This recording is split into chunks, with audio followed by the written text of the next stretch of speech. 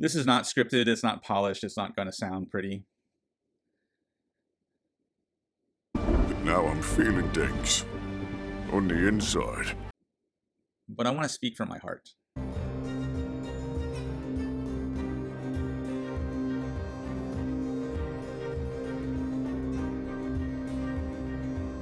This video goes out on November 12th, 2024, and it's been a week.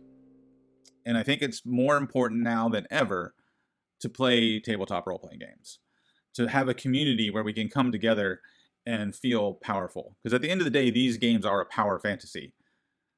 You're playing a dungeon crawler surviving the worst case scenario, or you're playing the heroic adventurer defeating the big bad evil guy.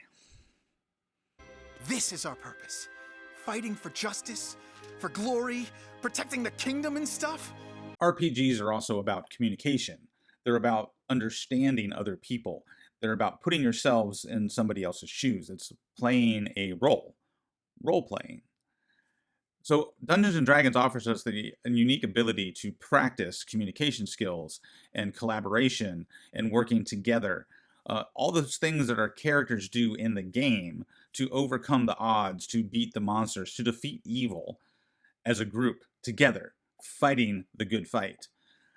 There's both this power fantasy aspect of role-playing games, and there's also the practice of good communication skills and collaboration.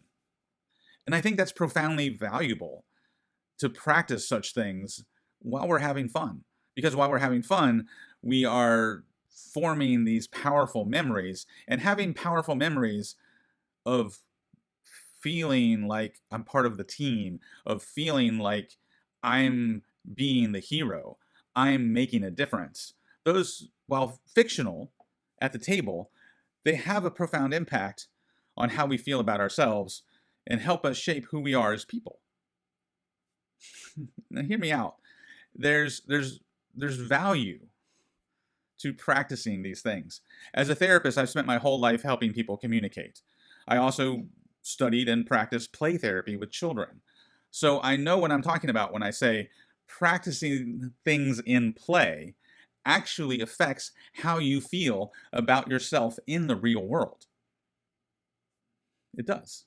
So as someone who spent my whole career helping people communicating to others about who they are, communicating to themselves about who they are, that understanding of self and your role in the world around you is a profound part of the growth process. It's a profound part of becoming mature and becoming a good, well-rounded individual. And I sincerely believe that Dungeons & Dragons helps people do that. I think probably most of you do too, or you wouldn't be so involved in this hobby to have this video show up in your feed. One of the stereotypical questions that we ask ourselves when we play tabletop role-playing games is, why would my character do this? Why would my character put their agenda aside to support your agenda? Why would my character invest in you and your goals, even if it means risking my life? And then how are we going to negotiate a way for my goals to collaborate with your goals? How do we as a group, an adventuring party, work together to achieve something meaningful? How can we work together to be successful? You see where I'm going here? There's real value in the collaborative process that we exercise during a game that could really help us in the real world. We play these games most often as heroes. Well, anti-heroes sometimes, but heroes nonetheless. Paladins, barbarians, sorcerers, druids, fighting a good fight against an evil empire, standing up against tyranny, making a difference in the world around us. So these games can become a kind of thought experiment where we ask ourselves, what does it look like when people of different backgrounds, different upbringings, different belief systems agree that those differences are less important than standing up to the moral failings of the people in power? This isn't freedom. This is fear. I think we can draw from the fantasy stories that we tell at the gaming table. And speaking of my table, I have a conservative, a libertarian, multiple progressives and multiple socialists at my table. I have African American, Mexican, Caucasian, queer, bisexuals at my table.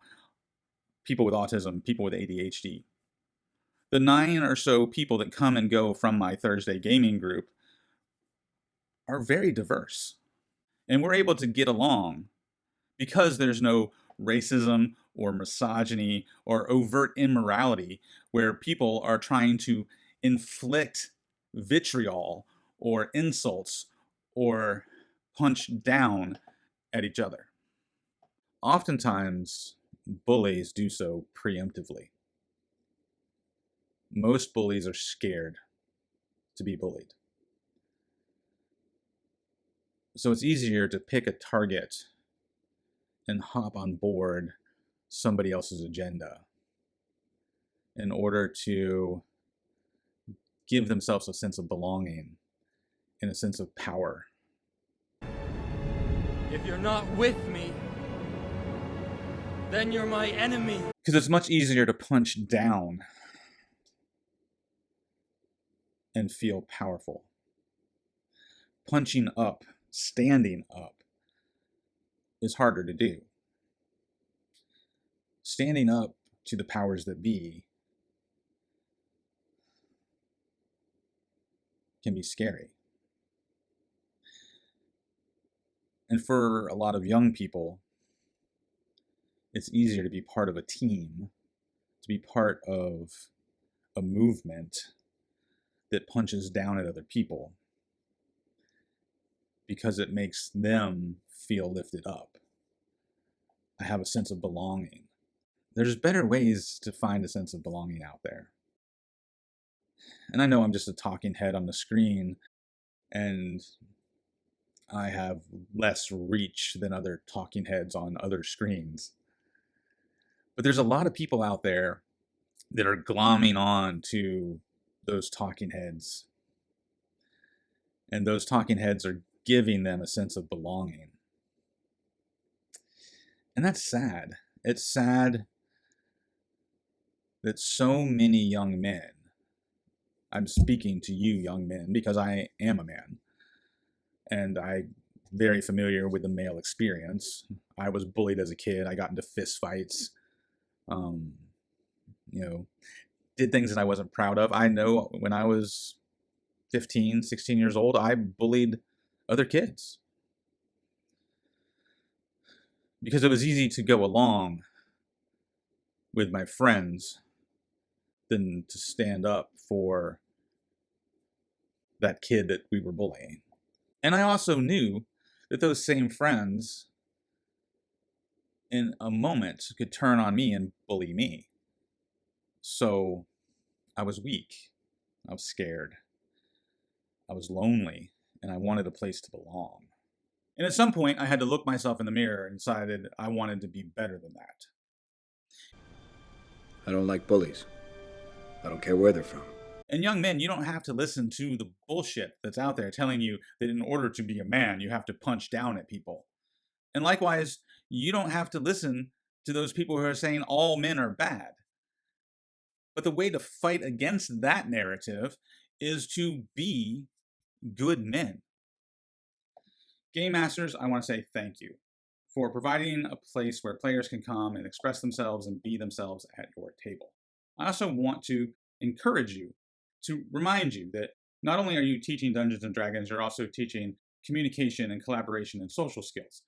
And that's a noble thing, a very noble thing. And to everyone, I want to challenge you to consider the following. The person next door who looks different than you, or the person down the street who has a different lifestyle than you, or that person over there, maybe they aren't trying to get your stuff, take everything you've worked for. Maybe those people around you aren't really the villains. The real villain here is the people in power. The people who continue to get rich while the rest of us fight amongst ourselves. People that share what you been had. Hoodwinked. Bamboozled. The people around you, the people you're fighting or the people you're blaming or the people you're pointing fingers at are not that different than you. Maybe not exactly like you, but they're not really the villains in this story. Maybe it's the people who are in power who are getting rich off of all the strife and tension. Maybe it's those people who are the real big bad evil guys. I think if this was a Dungeons and Dragons campaign, the characters would be rallying against, planning against, striving to fight against those people in power who are subjecting everyone to strife. I don't think it's the average person that's the villain here. I think there's a lot we can learn from Dungeons and Dragons.